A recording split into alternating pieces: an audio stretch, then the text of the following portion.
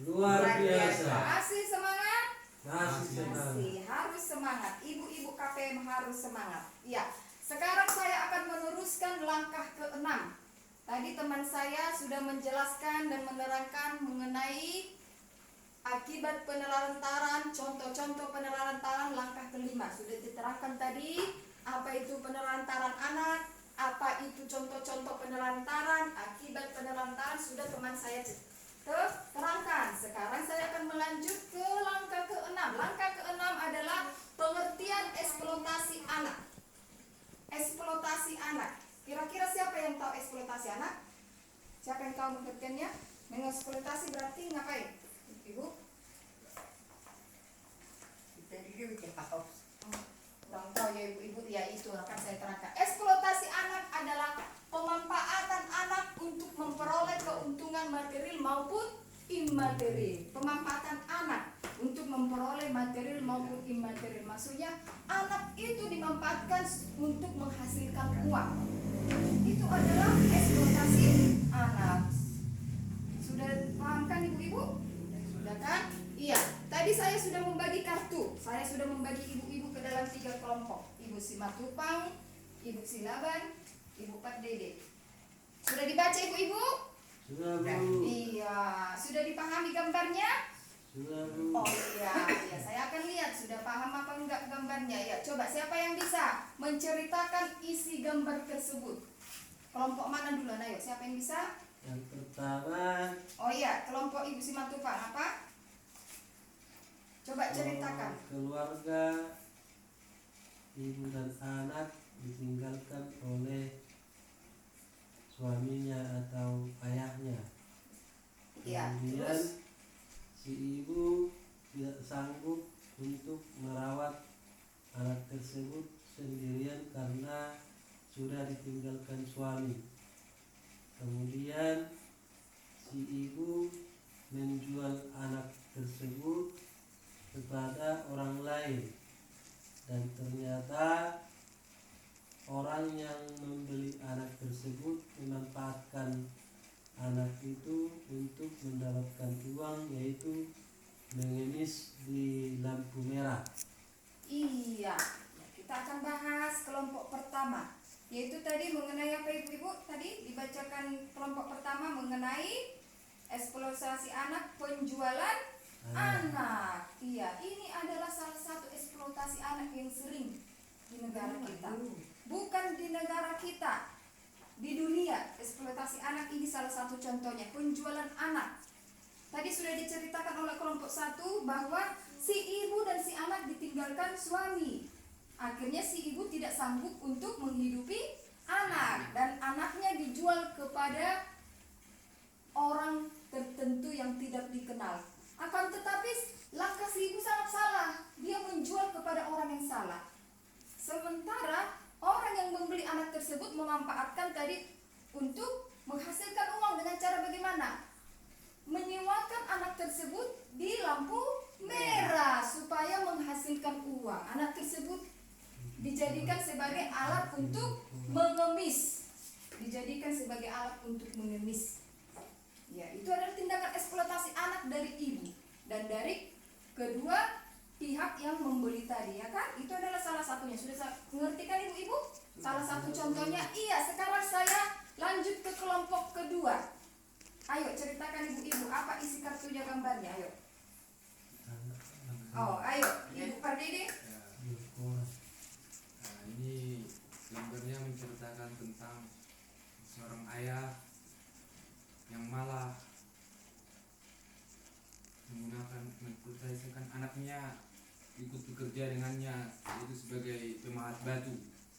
Iya, kemudian Sementara anak-anak yang lainnya bersekolah, malah anaknya ikut disuruh memahat batu bersamanya. iya. Sehingga anaknya sakit. Iya, setelah sakit lalu dibawa ke puskesmas. Rupanya sang anak tidak pernah dikasih gizi.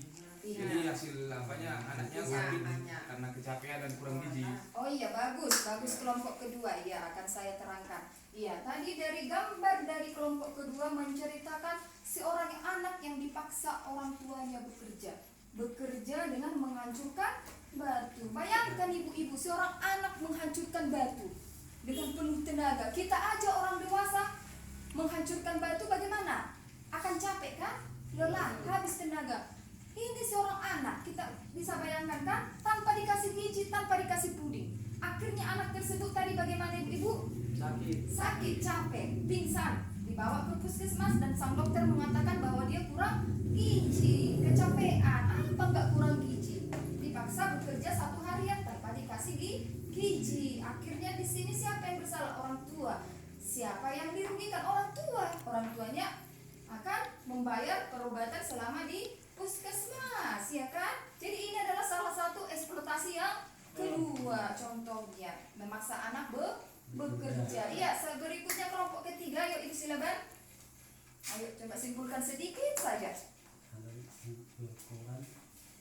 Anak dipaksa orang tuanya menjual koran. Seharusnya anak ini harus sekolah, dalam sekolah. Jadi kata anak ini, kapan aku bisa sekolah, katanya kan? Iya, dia melihat Senang dia melihat anak-anak sebaya dia sekolah, Sekolah. sementara dia menjual koran. sementara dia menjual koran. Jadi kapannya aku bisa sekolah? Jadi senangnya bisa lulus sekolah, katanya. Iya, mantap. Iya, supaya lebih semangat. Tadi kurang semangat ibu silaban, tapi sudah bisa disimpulkan. Ayo tepuk semangat dulu ibu-ibu. Tepuk semangat. Semangat. Iya. Tepuk mantul buat ibu-ibunya ya, karena tadi sudah bisa menyimpulkan gambarnya. Tepuk mantul. Mantul. Mantap, betul. Iya, saya akan memberikan keterangan sedikit mengenai gambar ketiga dari kelompok ketiga, mengenai anak yang dipaksa menjual koran. Iya, anak tersebut dipaksa berjualan koran. Sementara seharusnya hak anak itu adalah bersekolah. Dia sebenarnya tidak mau untuk menjual koran, cuma karena orang tuanya memaksa demi uang, dia harus berjualan koran. Dia melihat kawan-kawannya pergi ke sekolah, pulang dari sekolah, akhirnya sampai lulus dari SD, dia merasa iri. Dia pengen sekolah.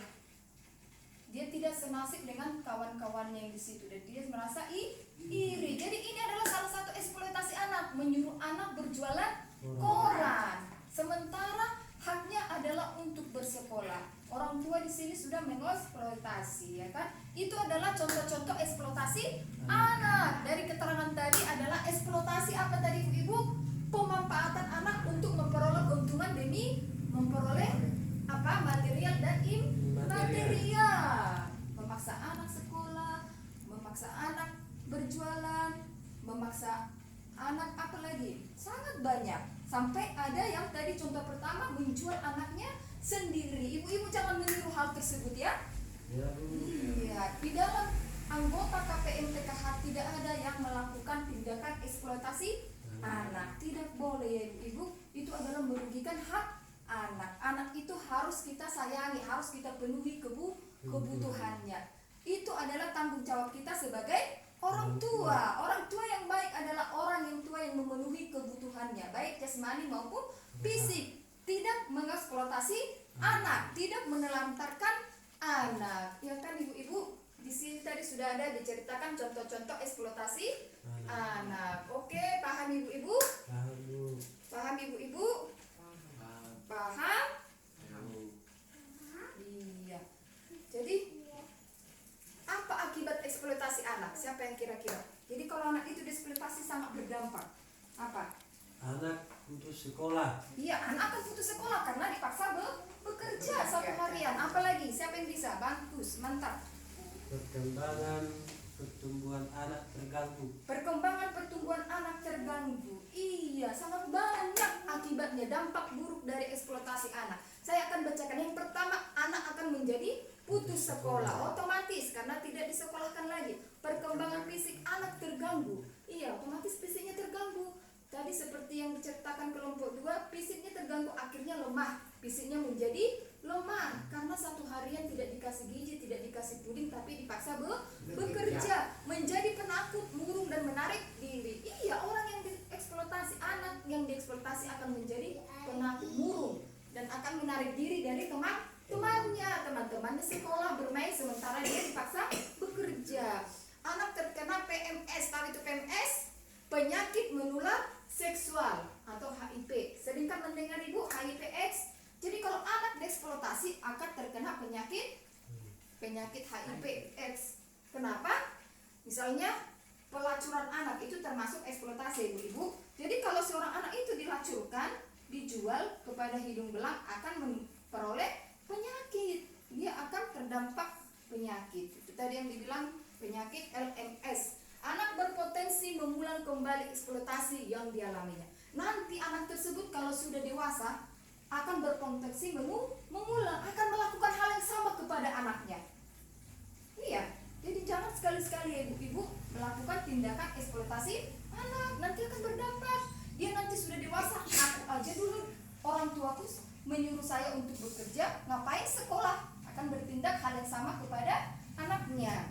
Baru berikutnya, anak tidak punya waktu bermain. Iya, hak anak itu adalah salah satunya sudah kita pelajari di materi-materi sebelumnya adalah bermain. Jadi kalau anak dieksploitasi, haknya anak untuk bermain tidak ada. Anak stres tertekan, anak stres akan tertekan. Akhirnya lama-kelamaan akan mengakibatkan gangguan jiwa. Iya, itu dampak yang sangat buruk dari eksploitasi.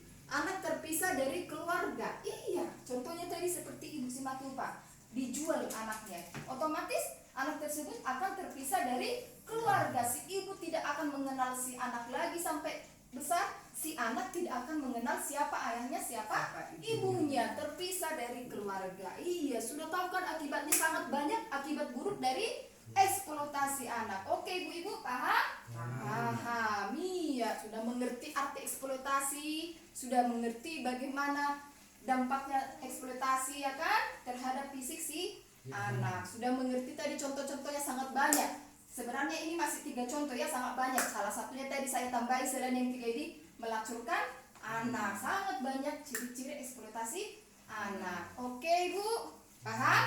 Paham. Oke. Oh, saya ada permainan sebelum kita akhiri ke langkah berikutnya, nanti dibawakan oleh teman saya ya. Langkah ke-7 akan dibawakan teman saya mengenai unsur eksploitasi dan cara mencegah eksploitasi. Nanti ada cara mencegah eksploitasi akan diterangkan oleh teman saya. Sebelum saya tutup, kita bermain kosakata. Ikuti saya ibu-ibu ya. 1 pensil. Ikuti yang saya bilang. 1 pensil. 2 pulpen. 2 pulpen. 3 ibu silakan. Buku. Salah. 1 kursi. 2 meja. 3 ibu silakan Pak. Buku. Ikuti kosakata saya. Salah, tidak ada yang benar. Iya, 1 TV, 2 kulkas, 3 ibu perdede. Radio. Salah. Ikuti kosakata saya. 1 TV, 2 kulkas, 3 ibu perdede. Oh. Ikuti, ayo. 1 tikar, 2 lantai, 3 ibu perdede. Ikuti kosakata saya. Apa yang saya bilang itu yang ibu-ibu utarakan. Tadi kan salah semua. Ya, coba. 1 bunga, 2 horden, 3 ibu simatupang. Ayo. Ibu Simatupang. Iya, ikutkan. Saya bilang ini. Ayo. 1 bunga. Bunga. Nah, Saya bilang bunga, langsung bilang. 1 bunga.